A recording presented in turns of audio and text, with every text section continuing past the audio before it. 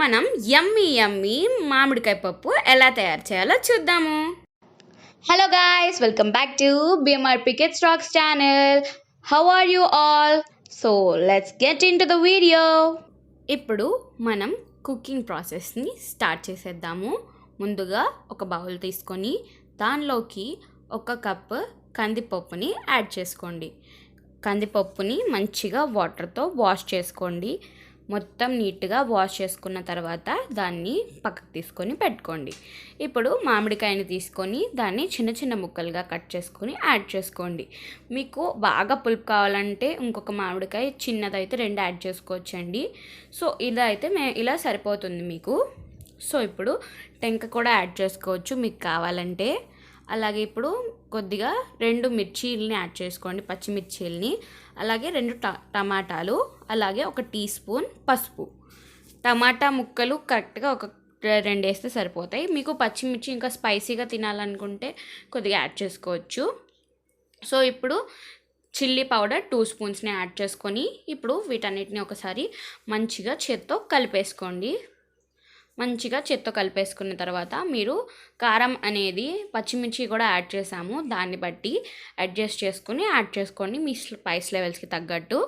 అలాగే ఇప్పుడు ఈ పప్పు ఇవన్నీ కుక్ అవ్వడం కోసం 2 కప్స్ ఆఫ్ వాటర్ని దీనిలోకి యాడ్ చేసుకోండి. యాడ్ చేసేసుకున్న తర్వాత ఈ 2 కప్స్ వాటర్తో మనకి మంచిగా కుక్ అవుతుందన్నమాట. సో ఇప్పుడు దీనిలో కొద్దిగా ఆయిల్ని యాడ్ చేసుకొని మంచిగా ఇప్పుడు కుక్కర్ మూతని క్లోజ్ చేసేసుకుందాము. కుక్కర్ మూత క్లోజ్ చేసిన తర్వాత ఇప్పుడు మనకి 3 to 4 విజిల్స్ రావాలన్నమాట. 3 to 4 విజిల్స్ వస్తే ఇది చక్కగా కుక్ అయిపోయినట్టు అనమాట. చూసారుగా పప్పు చాలా మంచిగా కుక్ అయిపోయింది. ఇప్పుడు మనం దీన్ని టుగెదర్ స్మాష్ చేసేసుకుందాము. పప్పు గుత్తి తీసుకొని చక్కగా స్మాష్ చేసుకోండి. అలాగే ఇప్పుడు మీరు సాల్ట్ అనేది అడ్జస్ట్ చేసుకొని యాడ్ చేసుకోవాలి. పప్పు మొత్తం కుక్ అయ్యాక మీరు సాల్ట్ చూసుకొని యాడ్ చేసుకోండి ఒకసారి. సో ఇది మొత్తం చక్కగా స్మాష్ చేసేసుకొని పక్కన పెట్టుకోండి. ఇప్పుడు మనం పోపు వేసుకుందాము. దానికోసం ఉల్లిపాయలు, ఎండుమిర్చి, కరివేపాకు, వెల్లుల్లిపాయలుని కట్ చేసుకొని పక్కన పెట్టుకోండి. ఇప్పుడు ఒక బాండీ తీసుకొని దానిలోకి కొద్దిగా ఆయిల్ని యాడ్ చేసుకొని పోపు దినుసుల్ని యాడ్ చేయండి. పోపు దినుసులు యాడ్ చేసిన తర్వాత అవి కొద్దిగా ఫ్రై అయ్యాక దీనిలోకి ఉల్లిపాయల్ని యాడ్ చేయండి. ఉల్లిపాయలు కూడా కొద్దిగా ఫ్రై అయిన తర్వాత దీనిలోకి ఎండుమిర్చిని యాడ్ చేయండి.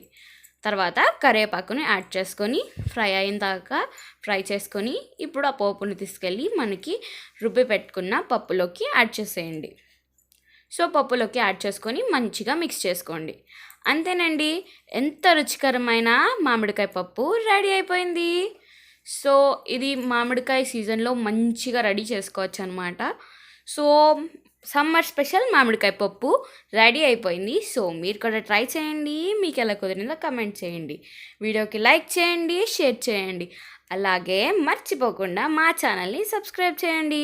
ఒక గంట సిమ్మిల్టాన్ ఆన్ చేసుకుంటే మేము పెట్టే వీడియో ప్రతిదీ మీకు నోటిఫికేషన్గా వస్తుంది. మరికొన్ని మ్యాంగో రెసిపీస్ డిస్క్రిప్షన్లో ఇస్తాము, చూసేయండి. అలాగే మా ఒరుగుల వీడియో ఉంది, సంవత్సరం అంతా మామిడికాయ రుచిని చూసే వీడియో, దాంతో కూడా చేసుకో.